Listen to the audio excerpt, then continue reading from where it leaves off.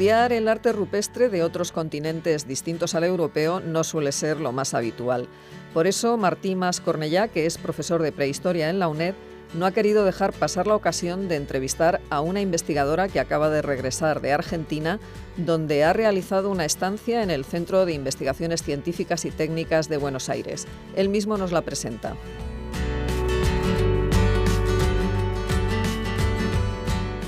Hola, buenos días. Estamos hoy con Begoña González Aguiar, que es especialista en arte rupestre, concretamente en Galicia.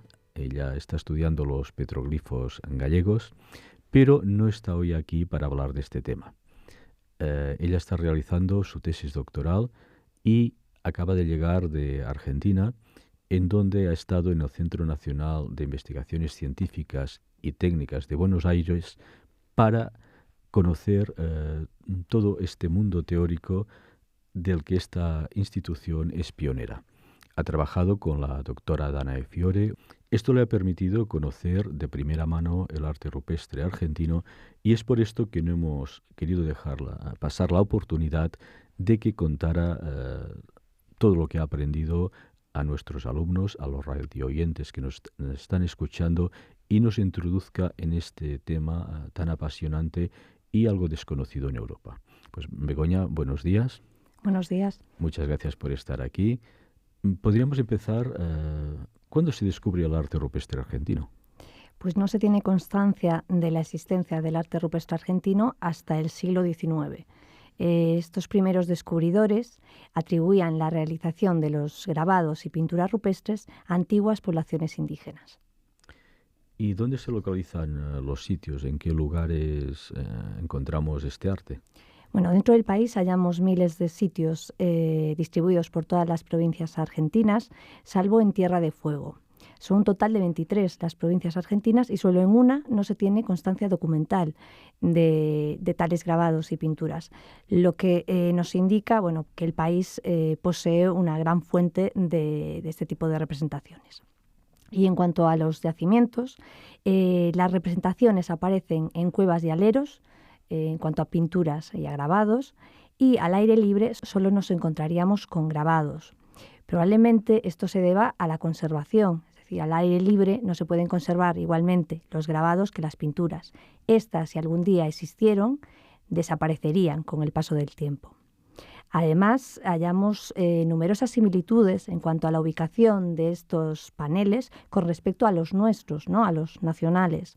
La mayoría se encuentra en zonas de gran visibilidad, zonas desde las que se podría tener una gran perspectiva, una gran panorámica del lugar, y también zonas desde las que a ciertas distancias se pueden observar perfectamente los paneles.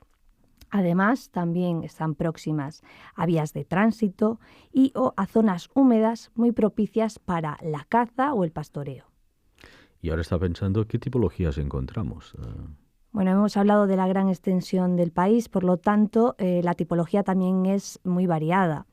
Encontramos este arte producido tanto por las primeras sociedades cazadores-recolectoras como agricultoras, las imperiales como podían ser las incas, hasta el momento del contacto con los españoles. En el bien entrado siglo XVI perdura este arte. Por lo tanto, nos encontramos representaciones de todo tipo. Tenemos las representaciones antropomorfas, es decir, de figuras humanas. Tenemos también las representaciones zoomorfas de animales y, como no, las abstractas. En cuanto a estas últimas, son las más sencillas y podríamos observar líneas, puntos y las cazoletas, conocidas allá en el país como cúpulas, que es el término que suelen emplear. Estábamos comentando al principio que el Centro Nacional de Investigaciones Científicas y Tecnológicas es pionero en el estudio, en la aplicación de diferentes teorías arqueológicas aplicadas al arte rupestre. Parten de la arqueología procesual, luego siguen también lo que se conoció como arqueología cognitiva. Y en este sentido te preguntaría, ¿cuáles son las teorías más defendidas sobre la simbología del arte rupestre? Bueno, en este apartado también encontramos muchas similitudes con nuestro arte rupestre. Tenemos dos tipos de paneles. Unos se encontraría en el interior de esas cuevas, en zonas de difícil acceso. Y por el otro lado tenemos lo opuesto. Tenemos paneles que se encuentran al aire libre o en los aleros que se observan perfectamente. Lo que nos vendría a situar en dos mundos paralelos, el privado y el público. El privado, más vinculado quizás al culto chamánico, ¿no?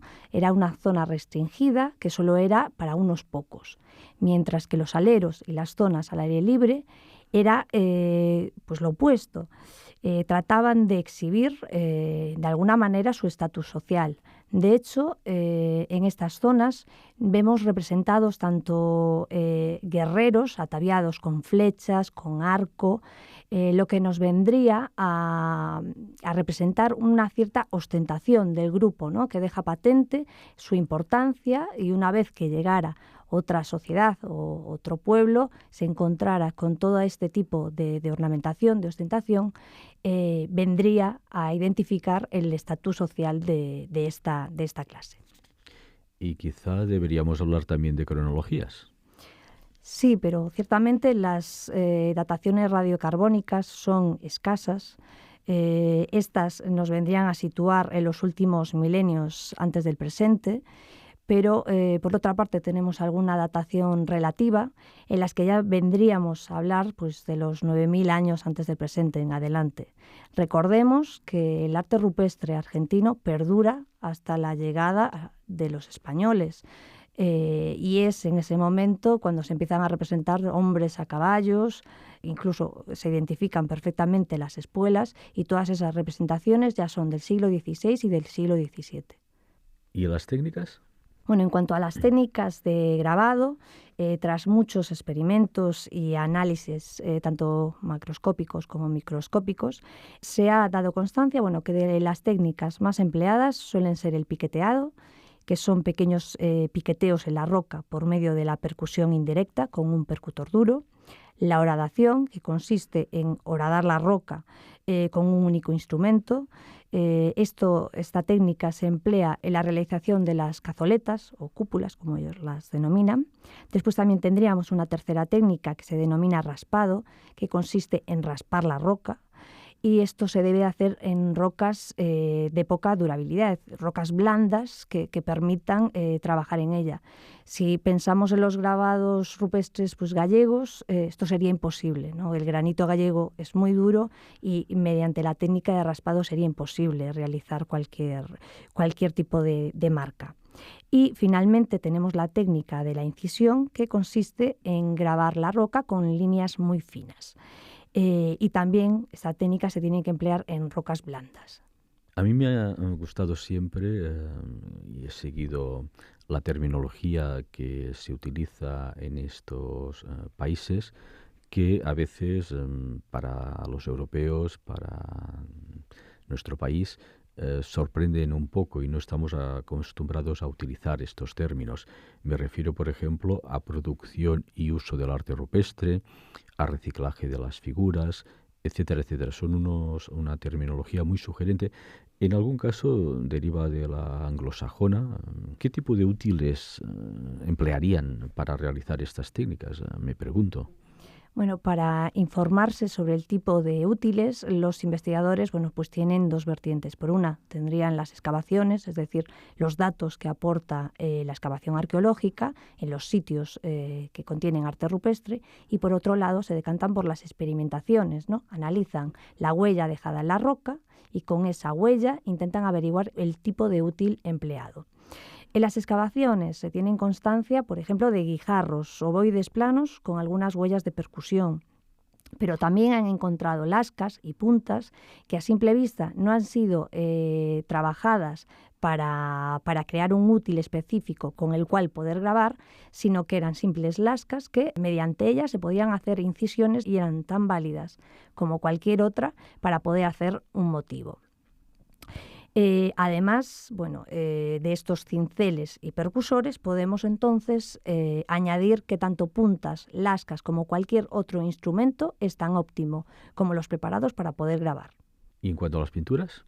Bueno, en cuanto a las pinturas podemos hablar de una gama de colores predominantes, que son el rojo, el blanco y el negro, y otra gama de colores secundarios, que son pues, la gama de los ocres, con los marrones, amarillos y naranjas. Estos últimos aparecen representados en menor medida que los anteriores. Además, para la elaboración de los pigmentos se basaban tanto en materiales inorgánicos como orgánicos, como pueden ser pues las plantas, los frutos, el carbón, las rocas molidas y también la sangre y la grasa como aglutinantes. Además, estos recursos se encontraban mayoritariamente en las cercanías. También tenemos que destacar la presencia de morteros muy próximos a los aleros en los que encontramos pinturas rupestres. En algunas zonas, como Cerro Colorado, por ejemplo, encontramos una cantidad increíble de morteros próximos a estas representaciones, los cuales ya nos delataban en qué lugar se realizaban dichas mezclas. Además, en cuanto a las técnicas de la pintura, tenemos tanto puntillismo como la técnica de manos en negativo, en positivo, y además, pues los útiles empleados para este tipo de técnicas pues eran tanto los dedos como las manos, como podían ser una especie de pinceles realizados tanto con pelo animal como con fibras vegetales. Pues bien, tenemos que ir acabando ya. Creo que nuestros alumnos y oyentes de esta hora han podido tener un conocimiento sintético pero detallado de lo que es el arte rupestre argentino, el arte, la arqueología, también el paisaje. Por lo tanto, muchas gracias, Begoña, por estar aquí con nosotros. Muchas gracias a vosotros. Y hasta pronto. Gracias.